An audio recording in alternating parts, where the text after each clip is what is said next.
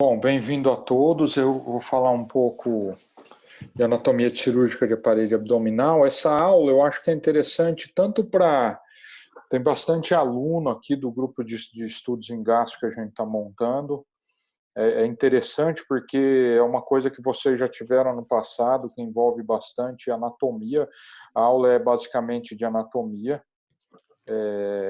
É uma aula que também é interessante para residente, porque a gente vai falar aqui da anatomia cirúrgica da parede abdominal e isso eu vou falar um pouquinho de incisões abdominais, o que a gente deve ter, tomar cuidado aí, né, na hora de escolher uma incisão abdominal, na hora de escolher um acesso à cavidade abdominal. Eu acho que é bastante interessante também para vocês residentes, né? E espero que vocês gostem. Eu vou começar, já tem 61 na sala, muito legal isso, bastante gente participando. E vamos deixar para fazer as discussões no final. No final a gente vai ter um tempinho aí para discutir. Vocês vão tirar dúvidas comigo. Se precisar, eu volto os slides, tá? Lembrem-se de desligar os microfones, né, para não entrar aí em conflito comigo. Então, vamos lá. Então, para o cirurgião é uma coisa extremamente importante saber anatomia, mas isso é uma coisa óbvia que eu estou falando, né? Mas a anatomia da parede abdominal, então, é ainda mais importante. O primeiro contato que o cirurgião tem, cirurgião geral, cirurgião do aparelho digestivo, cirurgião de abdômen, o primeiro contato de anatomia é com a parede abdominal. Então, ele precisa conhecer, o cirurgião precisa conhecer muito bem essa parede abdominal para evitar certos problemas para o paciente, para escolher um melhor acesso às vísceras intraabdominais para o paciente. Então, é uma coisa que é extremamente interessante e importante tanto para o estudante de medicina quanto para o cirurgião. E por que é importante? Porque a simples abertura e fechamento da parede abdominal, eles estão entre os procedimentos cirúrgicos mais frequentemente realizados. Os residentes que estão aí, eles sabem que qual que é o tempo cirúrgico do R1? O R1 é abrir e fechar a parede abdominal. Mas isso é uma coisa banal? Não. Isso é uma coisa que envolve muito técnica e conhecimento de anatomia, né? O conhecimento, exatamente que eu acabei de falar, da estrutura abdominal em camadas, ela permite esse simples acesso à cavidade abdominal ser mais eficiente. Então, mais uma vez, só um instantinho aqui que eu estou admitindo a entrada. Mais uma vez, o conhecimento, eu falo para vocês que o conhecimento da parede abdominal é extremamente importante, né? E para o acesso à laparotomia, para o acesso à cavidade abdominal anterior, obviamente, os conhecimentos dessa estrutura da parede abdominal anterior é extremamente pertinente. E, por último, a parede abdominal ela é comum, é sítio comum de várias patologias do médico e do cirurgião. Obviamente, não só do médico, mas do cirurgião. Para vocês aí que logo vão ser egressos aí da Faculdade de Medicina e vão dar plantões fora, vão ter que saber esse conhecimento e vão ter que saber anatomia, estrutura em parede, para saber identificar as principais patologias.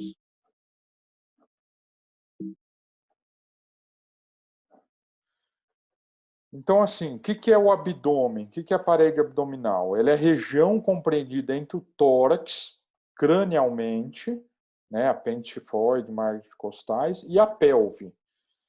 E se a gente for pensar de camada abdominal de fora para dentro da parede abdominal, ela tem 9 camadas. Pele, tecido celular subcutânea, face superficial, as camadas de músculo esquelético, reto, oblíquo externo, oblíquo interno, transverso, piramidal. A face transversalis também extremamente importante.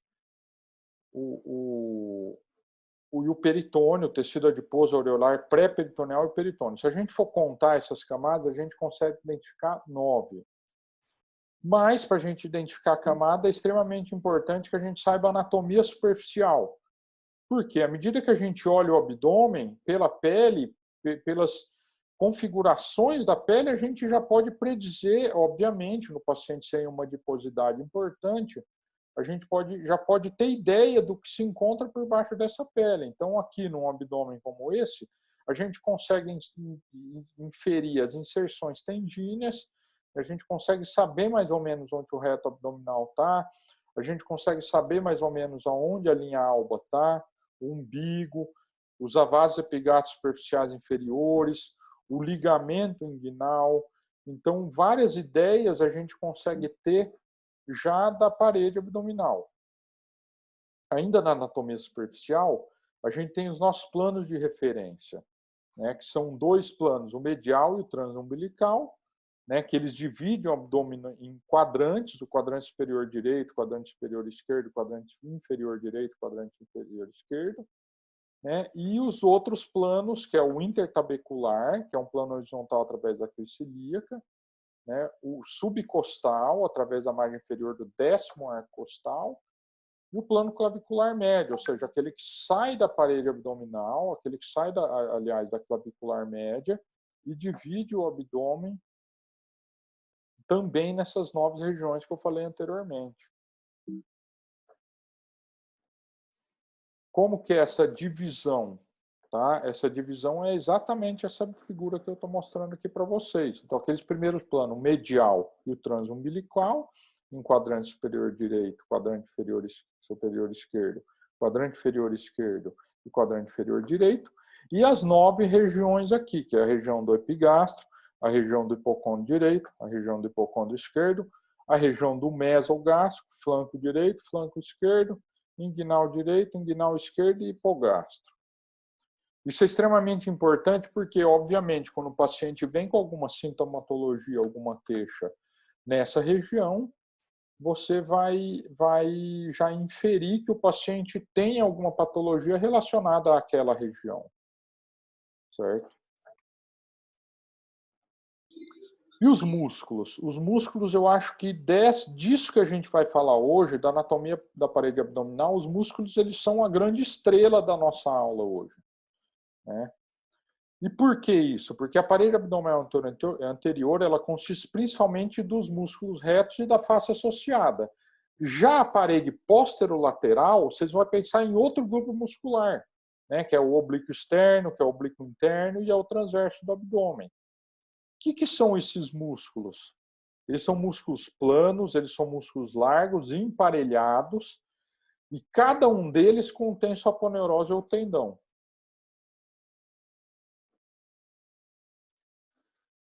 Qual que é a função do músculo reto abdominal? O músculo reto ele consegue fletir a parede abdominal, ele consegue curvar o tronco.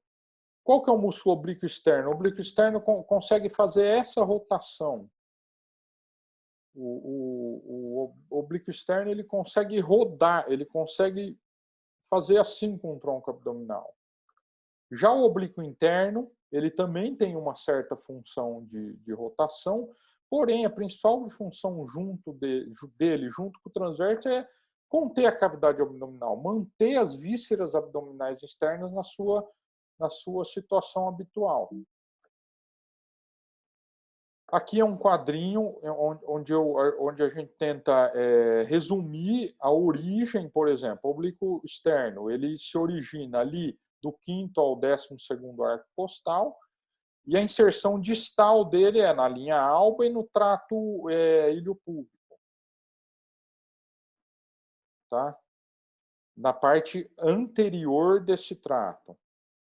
Ele é inervado por nervos torácicos e subcostais, e a principal ação dele, como eu falei, além de comportar, de comprimir a cavidade abdominal, é fazer a flexão do tronco. O interno oblíquo, ele se origina embaixo, né? Vocês vão entender, daqui a pouco eu vou mostrar a figura, vocês vão entender como que a gente consegue gravar quem que é o oblíquo externo e quem que é o oblíquo interno, né? Então, ele começa embaixo, na pelve, na crista ilíaca, e ele vai se inserir lá em cima, da 10ª ao 12º arco costal. Ele é inervado por ramos anteriores também dos nervos torácicos.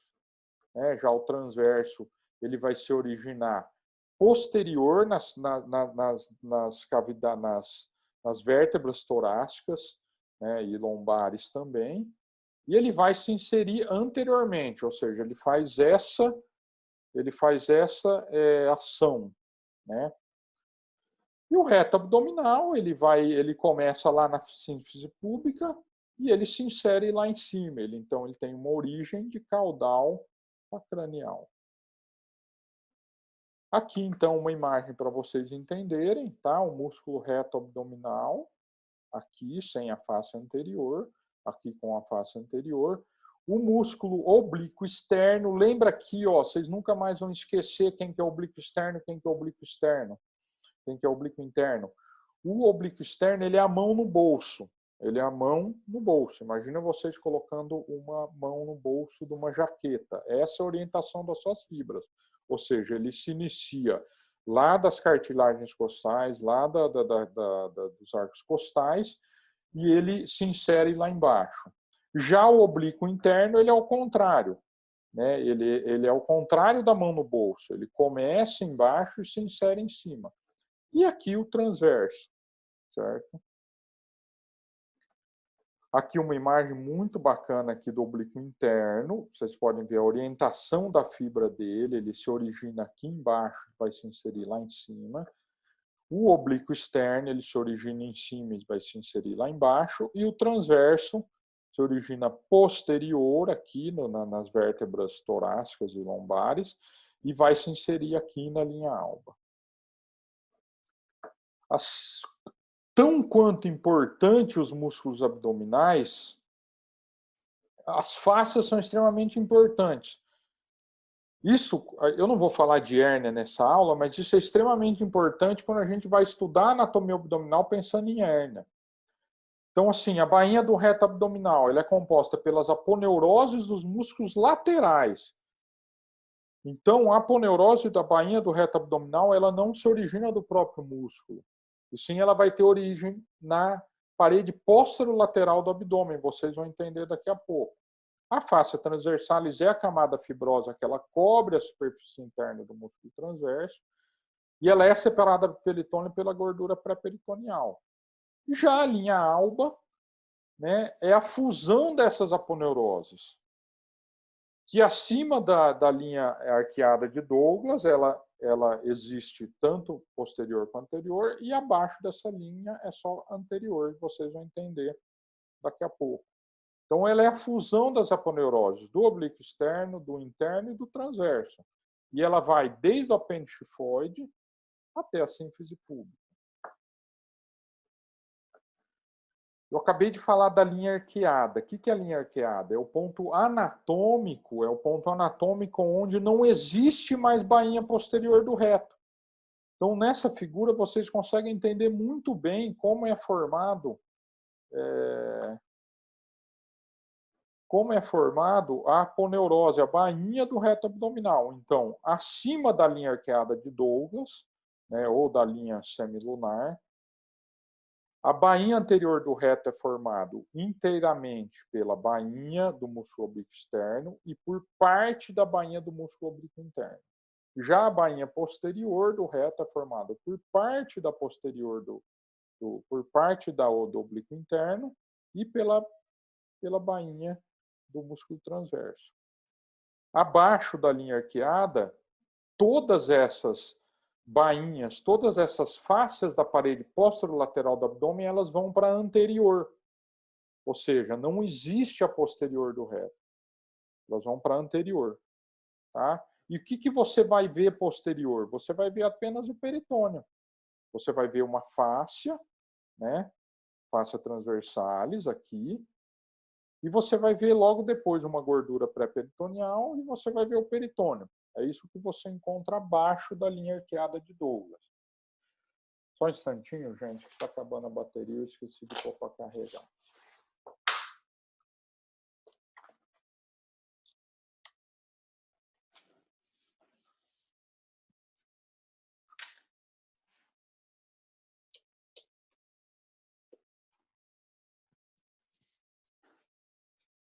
Eu sempre esqueço de pôr para carregar. Na aula passada foi a mesma coisa. Adaptando aos novos tempos, né, de dar aula por aqui. Bom, então vamos lá. E a vascularização? Para de passar meu slide aí, alguém.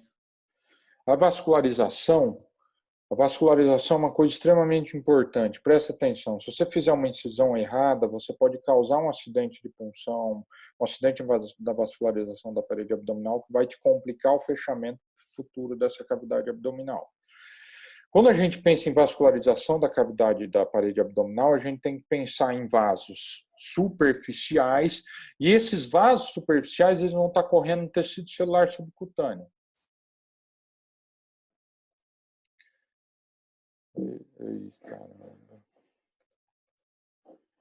E os vasos profundos. Os vasos profundos eles vão estar sempre correndo entre alguma dessas camadas de músculo que eu falei para vocês.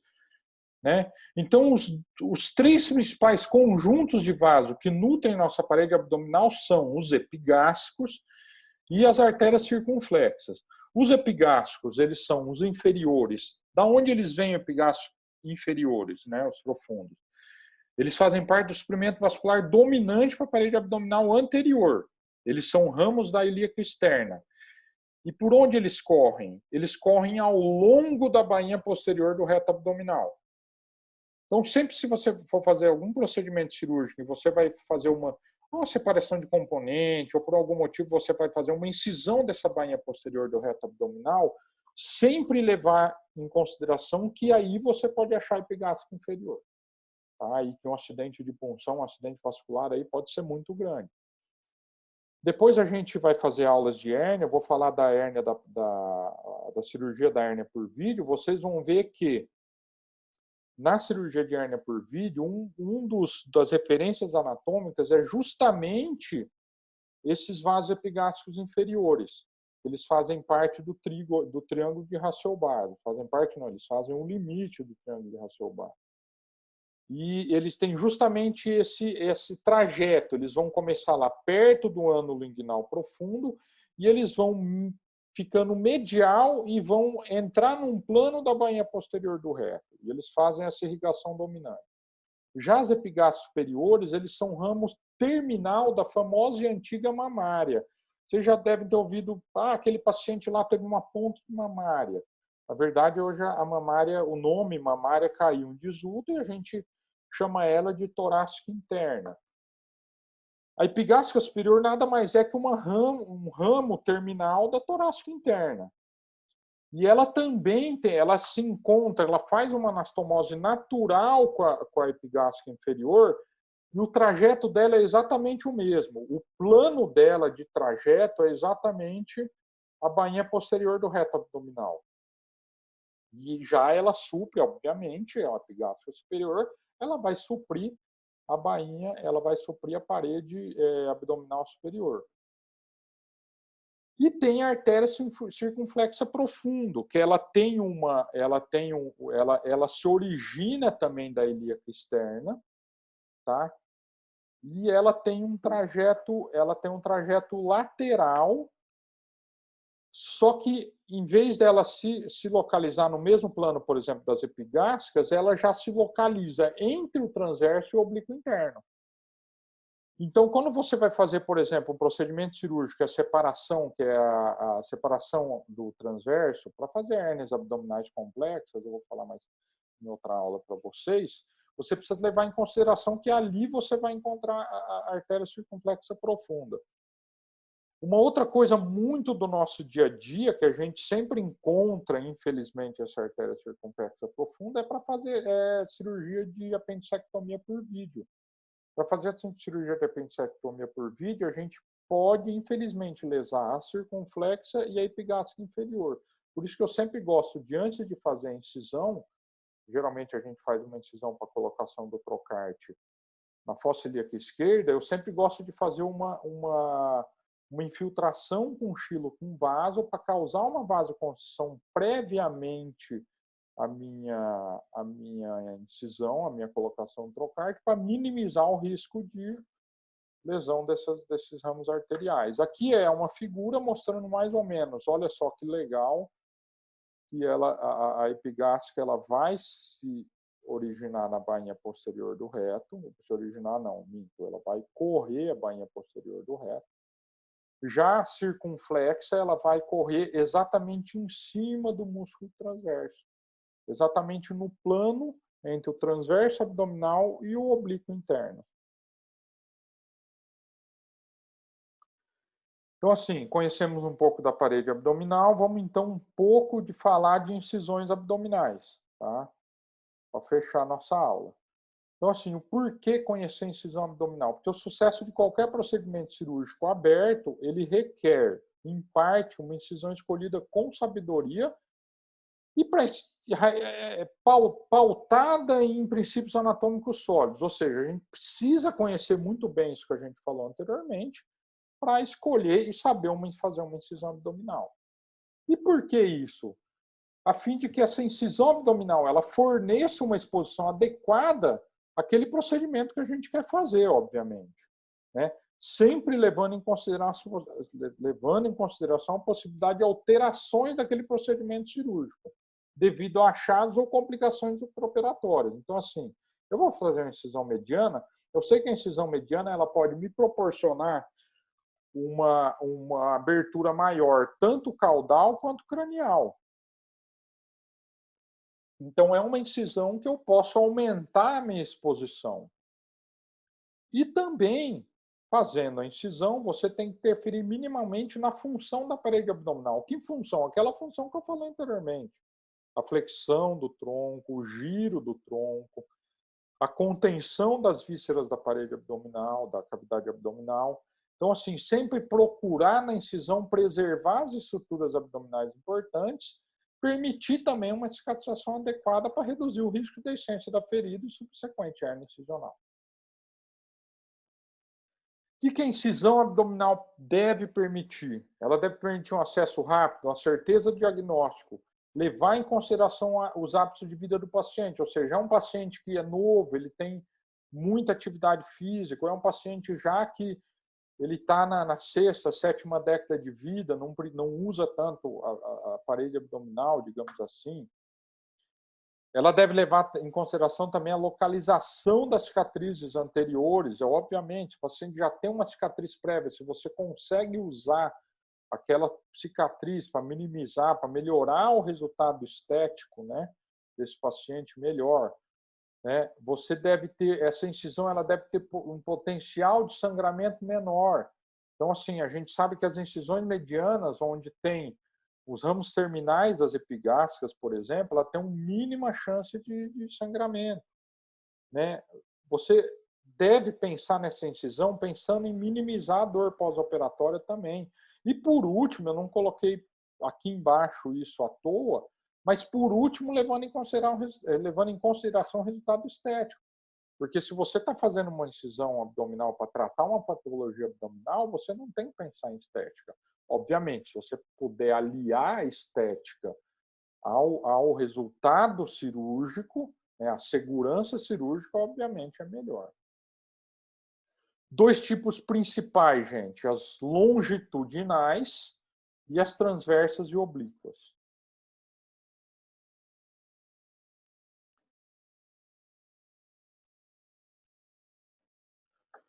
Quais são as incisões longitudinais? A mediana, as medianas, ou seja, aquela incisão em que a gente faz em cima da linha alba. As paramedianas, ou seja, aquela incisão que a gente faz ao lado da linha alba. A paramediana lateral, ela é um pouco mais lateral, e a pararretal. Então, assim, a grande maioria das incisões abdominais que a gente faz hoje em dia são medianas. Ou seja, são aquelas incisões que a gente faz aqui na linha média. Tá? As paramedianas e pararretais, elas são muito raramente usadas, porque elas trazem alguns problemas que eu vou mostrar daqui a pouco. E por que a gente tende a escolher a incisão mediana? Porque lá na linha alba existem os ramos terminais do vaso sanguíneo e nervos da parede abdominal. Então, assim, quando você faz a incisão nessa localização, você está limitando o potencial de sangramento e lesão nervosa. Simples, por isso. Então, se você faz a incisão aí, a chance de sangrar e a chance de você fazer uma lesão nervosa, com uma paralisia muscular, alguma coisa do tipo, é muito pequena. Né? A incisão mediana, a laparotomia exploradora, ela fornece a entrada mais rápida na cavidade abdominal. Isso é especialmente importante quando você precisa de tempo para a sua cirurgia. Ou seja, por exemplo, quando você está fazendo uma incisão para um acesso rápido, para uma incisão numa urgência, uma incisão naquele paciente que chega no trauma e que tem um hemoperitônio que está instável hemodinamicamente, né? Ou tem um choque séptico. Aquilo vai te permitir que você entre muito rápido na cavidade abdominal. Além disso, a incisão mediana você pode subir e descer. Você pode começar, como eu costumo falar com os pacientes, com um João Bobo, uma incisão em que você entra um pouco em cima e embaixo do umbigo, mas você pode subir e descer, né? Logicamente, quando você faz uma incisão mediana infraumbilical, você tem que tomar muito cuidado com a bexiga e com o úraco, tá? Principalmente se o seu paciente não está com uma sonda vesical, né? É recomendável que naqueles pacientes que você tenha um tempo, que você está esperando um tempo cirúrgico mais prolongado, e obviamente, dependendo do achado cirúrgico que você quer, né, que você está num caso mais grave, que você tenha uma drenagem vesical, ou seja, que você passe uma sonda vesical. Além de te permitir uma monitorização melhor desse paciente, permitir que o anestesista saiba o débito urinário e leve isso em consideração na perfusão tecidual, isso te dá segurança na hora de abrir e não ter uma lesão de bexiga, tá? Levando em consideração essas alterações anatômicas, assim, como o úraco patente, um divertículo na bexiga, né, um cisto de úraco, né? Então, algumas outras situações. E as incisões paramedianas, gente? Assim, eu vou até perguntar no final da aula se algum dos residentes presentes aqui já fez alguma incisão paramediana. Por quê? É uma incisão que está extremamente em desuso, né? Por que está em desuso? Risco de sangramento, risco de lesão nervosa. Mas para vocês entenderem, são incisões que elas são feitas de 2 a 5 centímetros para a esquerda ou para a direita, para um lado ou para o outro da linha média, né? Anatomicamente, como que a gente faz a incisão paramediana? A gente abre verticalmente a bainha anterior do reto, fazendo uma retração lateral do músculo reto abdominal, aí a gente chama de pararretal interno. Então, pensa bem, eu afasto o reto abdominal lateralmente e entro internamente a ele, ou seja, pararretal interna. Ou você faz uma retração medial desse músculo reto abdominal, e aí é a pararretal externa. Ou também você afasta o reto abdominal, divulsiona as fibras deles, é uma transretal. Se por um acaso vocês escolherem na vida de vocês como cirurgião fazer uma incisão paramediana, tudo bem, eu quero fazer uma incisão paramediana, então não faça pararretal externo. Por quê? Porque se vocês fizerem a pararretal externa, vocês vão causar uma denervação do músculo reto abdominal, podendo resultar em paralisia e, por fim, atrofia muscular. E aí o paciente vai ficar com uma flacidez ali naquela região que não é hernia incisional. Vocês não vão conseguir corrigir cirurgicamente. Então, evitem a incisão paramediana e evitem mais ainda a pararretal externa. Como que a gente faz o fechamento? Obviamente, se a gente sabe a anatomia para fazer a abertura da cavidade abdominal, a gente tem que saber a anatomia para fazer o fechamento dessa cavidade abdominal. Se vocês abrirem mediana, fecha em plano único, ponto final. Vocês vão dar um ponto em que vocês vão pegar a bainha anterior e posterior junto do reto abdominal, que na linha média chama linha alba, e vocês vão pegar junto o peritônio. Aqui, ó, como aqui está esquematizado para vocês. Já se vocês escolheram por fazer uma incisão paramediana, vocês vão ter que fechar em 2 planos, não tem como fechar em plano único. Então vocês vão ter que fechar o plano posterior, que acima da linha arqueada, novamente, lembrando da linha arqueada ou linha semilunar de Douglas, acima dessa linha existe a bainha posterior do reto, vocês vão ter que fechar ela. Abaixo dessa linha só vai existir o peritônio. Vocês vão ter que dar um pontinho aproximando o músculo reto abdominal e vocês vão fechar a bainha anterior do reto abdominal. Tá? Esse é o fechamento das paramedianas. Então, saímos de incisão longitudinais, vamos falar de incisões oblíquas da parede abdominal. Né? Oblíquas junto com transversa. Eu vou falar depois um pouco da transversa. Essa é uma coisa que aposto que os residentes adoram, a mnemônica, né? Então, a incisão oblíqua. Primeiro, grande conhecida, que o R1 adora fazer, é a incisão de McBurney. O que é a incisão de McBurney? É uma incisão oblíqua. A incisão é localizada a 1/3 da espinha ilíaca anterosuperior ao umbigo. Então, vocês vão traçar uma linha entre a cicatriz umbilical e a crista ilíaca anterosuperior. Dividir essa linha em terços e vão fazer uma incisão oblíqua no terço lateral, exatamente onde está um ponto de McBurney. Para que a gente faz isso? Para fazer incisão para tratar a apendicectomia.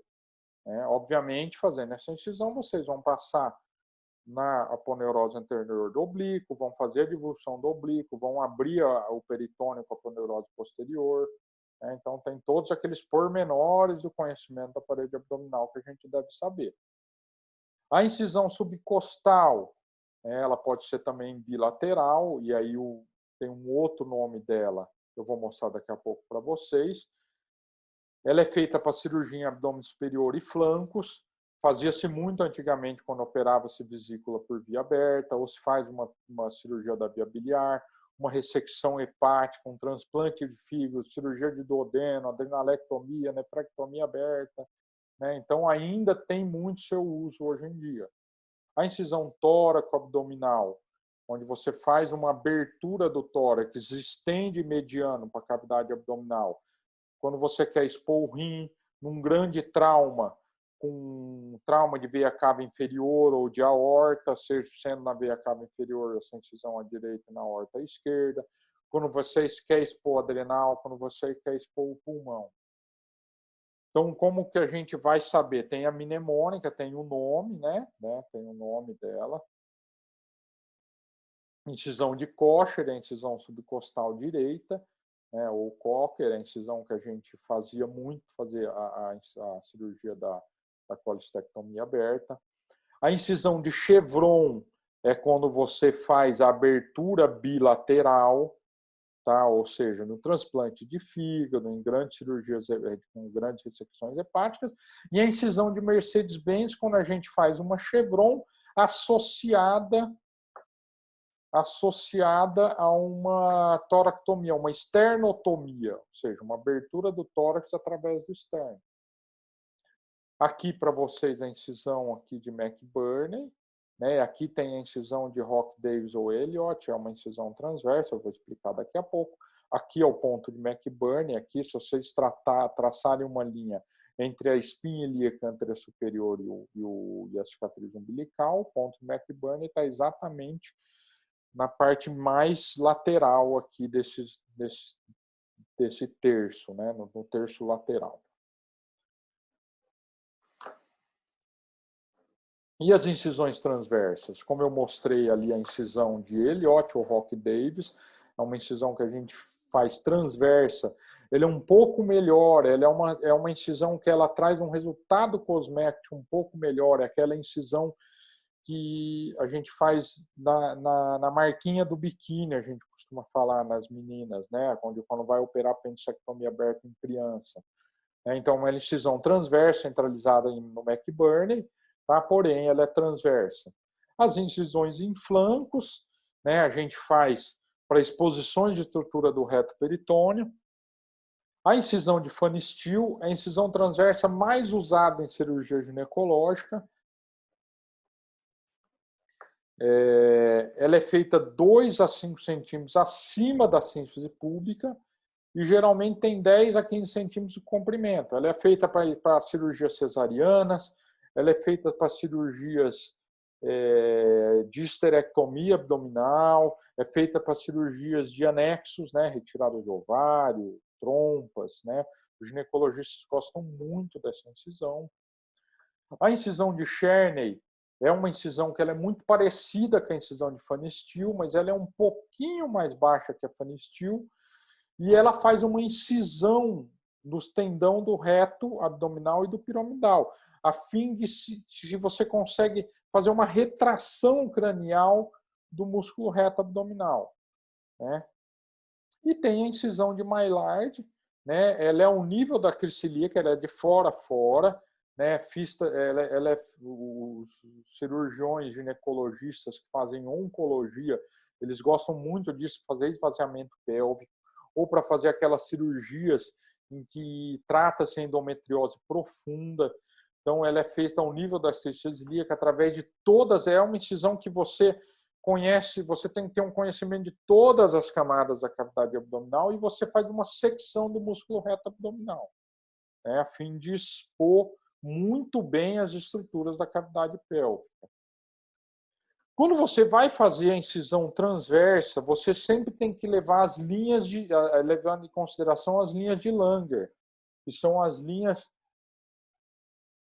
de força da pele da cavidade abdominal, da pele do abdômen. Por que é importante você saber as linhas de Langer?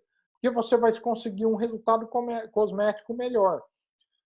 Na hora de fazer a incisão abdominal, a gente comprime assim e consegue expor, consegue visualizar melhor as linhas de Langer, né?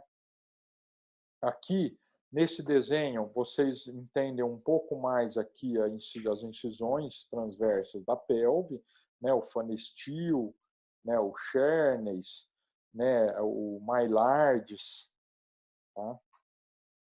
E, por último, o que acontece no obeso mórbido? O obeso mórbido, muitas vezes, a topografia superficial do abdômen dele não corresponde anatomia facial.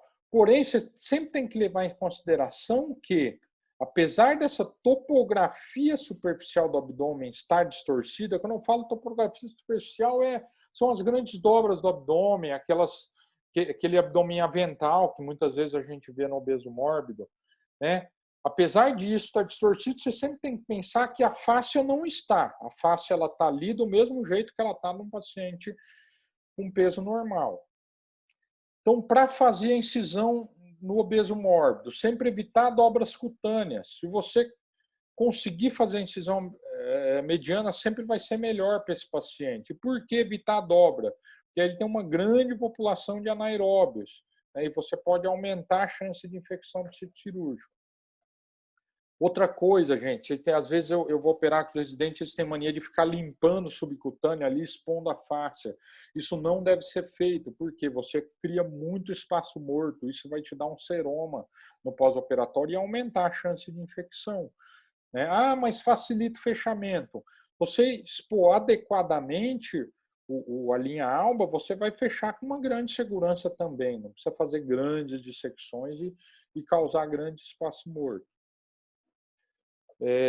Hoje eu não faço mais cirurgia bariátrica aberta, mas quando a gente fazia, né, a gente fazia muita dissecção romba do tecido celular subcutâneo.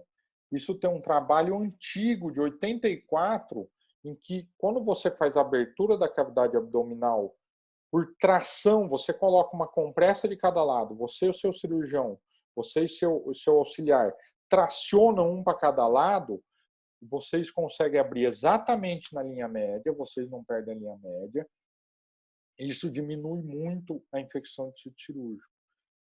Isso eu aprendi com um professor meu que tinha na residência, e quando eu vou abrir o obeso, sempre na incisão mediana, eu faço isso, óbvio, quando eu não vou fazer por laparoscopia, né? E como eu comecei dizendo que, apesar da anatomia superficial muitas vezes estar alterada no paciente obeso, aquela anatomia do fáscia não está.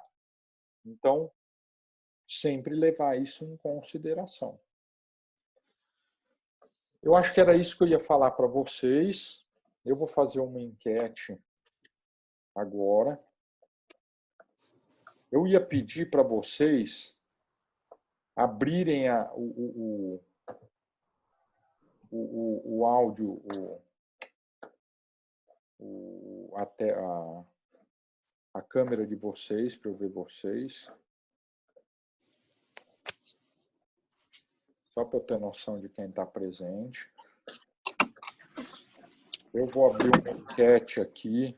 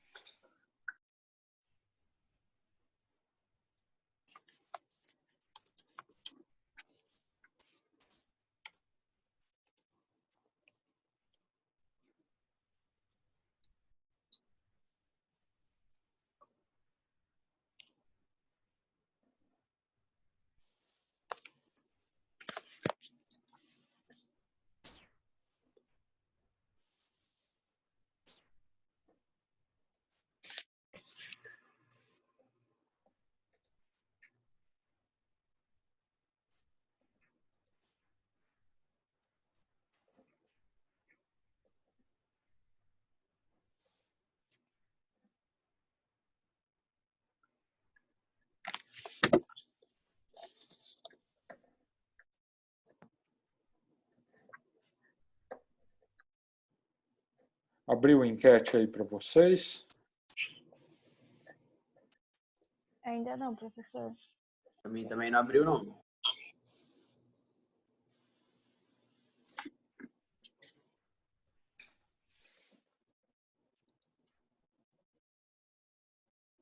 Vamos lá.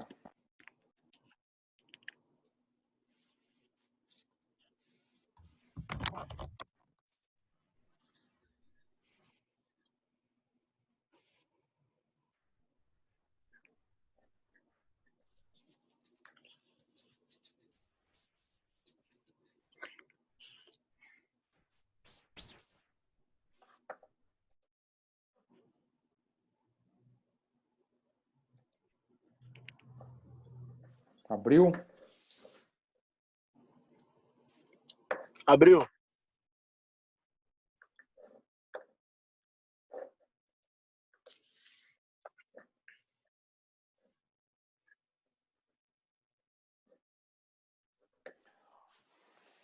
Ó,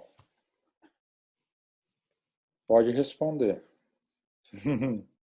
Olha que resultado interessante. O pai, pode responder também. Vai dar viés aí, vai. Já respondi.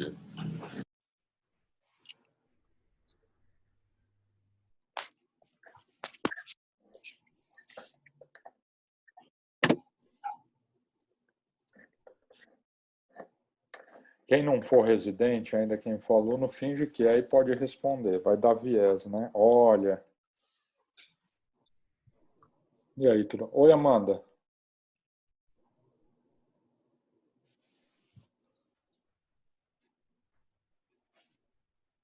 Aí. 70% votaram.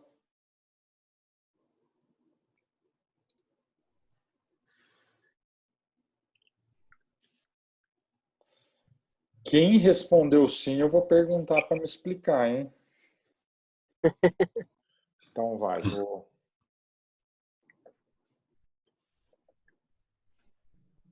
73, ó, tem gente votando ainda, vou esperar um pouquinho mais.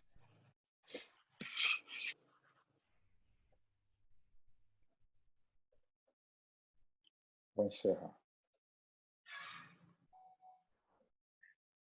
Olha, eu vou compartilhar o resultado com vocês vão ver que interessante.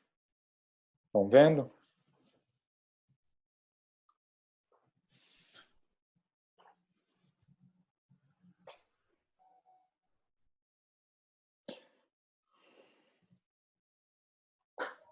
O pai quer falar um pouco aí de incisões paramedianas aí? Por que que você acha que caiu em desuso isso daí? Tem um trabalho interessante, eu tinha uma professora na residência, quando eu fiz aparelho digestivo em São Paulo, a doutora Manuela. E a tese de mestrado dela foi em cima de esplenectomia laparoscópica. E ela fez um levantamento, eu lembro que na época ela perguntou para a gente, que ela fez um levantamento, óbvio, se ela estudou esplenectomia laparoscópica, ela estudou esplenectomia convencional também, tá? Então, e ela levantou e ela viu que o trabalho dela é da USP de São Paulo e ela viu que 70% da incisão, já naquela isso a tese dela, se não me engano, é de 2002, 2003. Já naquela época, 70% das incisões para se fazer esplenectomia por via aberta eram mediana. Né? Então, eu acho que isso representa bastante a resposta de vocês aí. Ô, pai, fala um pouco. Eu acho que a experiência de cirurgião antigo com incisão paramediana aí, né? Mas eu acho que é uma coisa bem interessante. Pode falar. Primeiro, ótima a sua aula, parabéns. Didaticamente perfeita. Em relação às incisões, eu compartilho do que você disse. Obviamente, a gente tem que obedecer linhas de força para justificar isso. Em relação às incisões paramedianas, na época, alguns pouquinhos de anos atrás, a gente, por exemplo, abordagem de, quando nós íamos fazer uma gastrectomia oncológica ou a abordagem do IA, a gente sempre pediria uma pararetal interna e esquerda, certo? Sempre. Nunca, aliás, interna e esquerda, não externa, não pararetal externa, tá? Mas uma pararetal, uma incisão vertical e deslocando o reto lateralmente, interno. Essa era a abordagem, isso dava um campo cirúrgico maior. E vice-versa, quando se fazia a colistectomia, muitas vezes alguns cirurgiões faziam transretal, tá? Ou pararetal interna direita. Tá? Nunca a externa, exatamente por aquelas razões que você disse. Em relação ao abdômen inferior, já naquela época se usava muito a mediana, tá? A incisão mediana. Para incisões e posteriormente passou-se a observar que a gente conseguia a mesma abertura e as hérnias incisionais, só falando um pouquinho, as hérnias incisionais com a utilização das incisões pararetais internas, tanto esquerda como direita, elas eram bem menores quando você fazia mediana, ok? Quando você obedecia e fazia o fechamento, obviamente por plano. As incisões para apêndice, eu vi muito cirurgião, fiz raríssimas vezes as famosas incisão de Jalaguier, que é a transretal, tá? Para cirurgia em alguns pacientes obesos. Mas, obviamente, a incisão muito antiga, até hoje válida, era de McBurn. Em relação às incisões inferiores, não há o que discutir aquilo que você colocou. Posteriormente, se evoluiu e todos nós, eu mesmo passei a adotar a incisão mediana, tanto, principalmente supra-umbilical. Passando depois as incisões da via biliares, a incisão famosa de Kocher, ou uma transversa também, mas sempre com a preservação do plano muscular. A gente tem que pontuar isso. Muitos cirurgiões, e eu não tão antigos como eu, faziam secção de músculo de alguns oblíquos para a cirurgia, a grande maioria na incisão de corte, para a cirurgia de via biliar. Outros cirurgiões, em pacientes, sobretudo mais magros, faziam com a divulsão e o afastamento do plano dos oblíquos. Mais ou menos é isso que você disse. E houve um avanço e hoje, quando nós utilizamos as incisões medianas. Okay? Beleza. Quem que respondeu sim aí na paramediana, um dos residentes, poderia me explicar a experiência em paramediana? Ou que situação que fez? O Sávio está com um cara que foi ele que respondeu sim. Aí, ó. Ô chefe. Oi, fala. É o Zen aqui. Oi, Zen. Fui eu. Foi você? Mas eu cliquei errado. Você não fez, então? Não, eu cliquei errado no botão ali. Ah, mas 9 pessoas responderam. Eu não respondi assim. Não. Meu pai foi uma, então tem 8 ainda que tem que responder. Ixi. Algum dos residentes? Foi algum dos alunos trollando, né? Não, mas é isso. Uma observação, Bruno. Quando a gente faz as incisões, eu acabei não falando, a gente tem que fazer a incisão com cuidado de hemostasia. Como você disse, às vezes existiam alguns vasos. Então, naquela época, nós todos tínhamos o cuidado, mesmo na incisão na pararretal interna, tanto esquerda como direita, supraumbilical, cuidado realmente, porque às vezes tinha algum vaso e a gente tinha que fazer hemostasia e a divulsão desse músculo com muito cuidado, tá? Porque às vezes se você fosse fazer de maneira afoita, poderia ocasionar algum sangramento. Ao contrário, não ocorre isso na incisão mediana. Sempre levando em consideração ali que eu falei na aula que o leito onde a irrigação da parede abdominal ocorre. Então, a gente sabe que são ramos terminais, tanto nervosos quanto de vasos sanguíneos, na incisão mediana, isso minimiza o sangramento, e ramos nervosos também. Né? Então, quando a gente for levar em consideração as epigástricas, sempre pensar que elas estão correndo na bainha posterior do reto, e a circunflexa, onde a gente encontra mais lateral, sempre levar em consideração que ela está correndo deitada no músculo transverso abdominal, ou seja, né, espaço entre o transverso abdominal e o oblíquo interno. Né? Alguém quer fazer mais alguma consideração?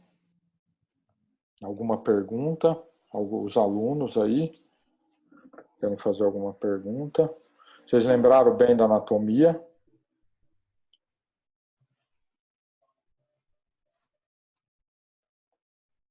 Ô, chefe, eu queria fazer uma pergunta. Fala. Sobre fechamento da poneurose, né? Até para você e seu pai falar da experiência de vocês em relação a fios.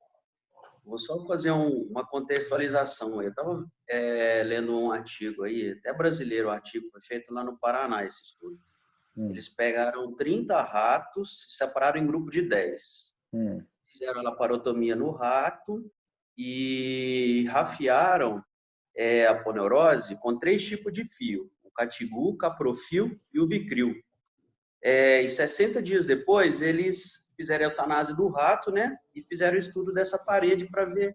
Quantos dias, sabe? Desculpa. 60 dias. 60 dias. Para ver qual fio que se saía, né? Sobressaía em relação ao outro. O catigu, eles viram que é horrível. Inclusive, a maioria dos ratinhos tinha aparecido hérnia. O catigu, o caprofil e o vicril, assim, eles foram benéficos no fechamento, né? Só que o vicril, ele sobressaiu um pouco ao caprofil. Por que eu estou perguntando isso? Porque no nosso serviço, uns chefes gostam de fechar com vicril, outros chefes gostam de fechar com PDS. Eu até procurei na literatura ver se tinha algum artigo falando, comparando esses dois fios.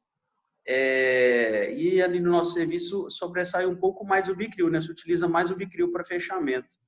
Eu queria saber aí da experiência de vocês, o que vocês têm usado melhor, assim, de resultado melhor e até para gosto também, né? Qual que vocês preferem, tanto você quanto seu pai? Pode falar, pai.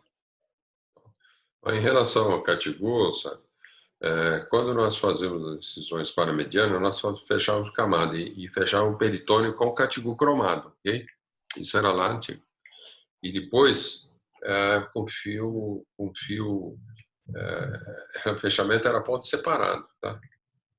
Senhor chefe, desculpa te interromper, é importante eu te falar. No artigo eles falavam que era uma incisão mediana com flechamento de plano único também, né? Isso eu falo. Então a gente usava esse fio inabsorvível. Naquela época, algodão, tá? Isso era a rotina. Era multifilamentar ou qualquer fio multifilamentar. E depois, com o fechamento, posteriormente, nós passamos a inclusive fio de nylon ou inabsorvível, ou qualquer outro fio inabsorvível. Isso evoluiu, né? Eu acho que esses fios de absorção longa, ele permanece, ele dá consistência, ele fica alguns meses, né? O Vicryl hoje eu considero que é o melhor fio para você fechar, sobretudo algumas formatações de fio duplos, fios mais espessos e grossos, né? Do que fio inabsorvível. Inabsorvível, alguns ainda usam, seja ele de qualquer forma, mas ele pode levar à formação de granuloma e reações fibróticas. Por isso eu acho melhor esses fios de absorção um pouquinho mais longos, como o Vicryl, por exemplo. O cirurgião hoje está meio... não tem muita alternativa, só abre no meio e só fecha com Vicryl, né, sabe? Mas é por aí mesmo. A gente gosta do Vicryl porque ele é um fio de absorção retardada, ou seja, ele demora mais tempo, então ele traz uma força tênctil para a ferida maior. E agora, quanto estudos de comparação com o PDS, eu sinceramente não sei. É um fio extremamente bom também. Só que é um fio que na hora que você está fechando a parede abdominal, você precisa ter uma tração melhor, senão ele vai afrouxar a sua linha de sutura, você sabe disso, né? Uhum. Muita gente gosta dele para fazer anastomose biliar também, o PDS. É uma boa também, ele é um fio fácil de trabalhar. Não tão fácil em laparoscopia, porque a memória dele, por ser monofilamentar, é chato um pouco trabalhar por laparoscopia. Mas são dois fios bons. Eu particularmente, fechamento parede abdominal, eu gosto do Vicryl Zero duplo, que é o JL352. Aquele Zero laçado. Tá bom, chefe. Obrigado. Só para matar um pouquinho coisa histórica, e aqui na própria hospital da escola.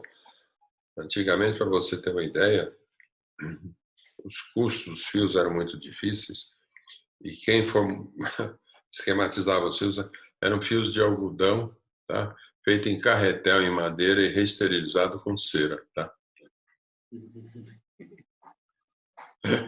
É verdade. Acredito. E em muito lugar hoje ainda pode-se fazer isso. Agulheiro, usava-se agulheiro. Agulheiro. Tinha o fio solto, você Solto. botava o fio no agulheiro. Então tem coisas... Funda da agulha era larga. Bem interessantes. A gente tem um chefe nosso que ele gosta ainda do agulheiro. Do Mentelene, e ele usa o agulheiro solto também, né? O tamanho da agulha, o orifício da agulha